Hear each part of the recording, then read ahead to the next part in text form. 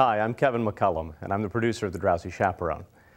I first came in touch with the Drowsy Chaperone when my fellow producer, Roy Miller, told me there's this great show that he had just seen in Canada called The Drowsy Chaperone.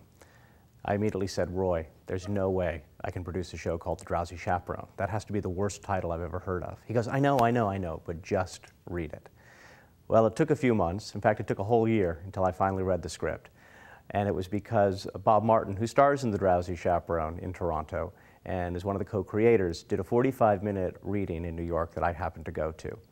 And I was smitten from the very beginning. This is a show that constantly surprises the audience because you think it's going one direction and then it goes another, and the only response you can have as an audience member is laughter. And as a producer, there's nothing more gratifying than standing in the back of a house and hearing waves of laughter. One of the things that we did is that the Drowsy Chaperone character wasn't fully fleshed out in the initial incarnation. Also, Man in Chair's reality didn't come into this show. The fact that, I don't want to give away all the surprises, but he's in his room, and is he alone, or are we in his living room with him? We're never quite sure, but reality comes crashing in around him while he's trying to listen to this wonderful album. That's a whole concept and a layer that was never in the show when it was in Toronto. Plus we have, I think, 6 new songs: Toledo Surprise, Stumble Along. These 2 songs that were not in the Canadian production have become the 2 best-known songs in the show now.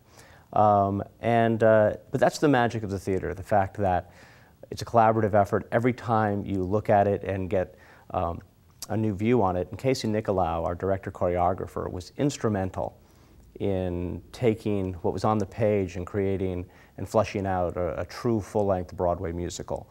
Casey Nicolau never saw the production in Canada and never saw any tapes or pictures because he didn't want to be influenced. He wanted to look at the words and see how it could be expanded. And with Bob Martin and Don McKellar, Lisa Lambert, and Greg Morrison, along with Casey as a director and choreographer, a new artistic vision was born for the show.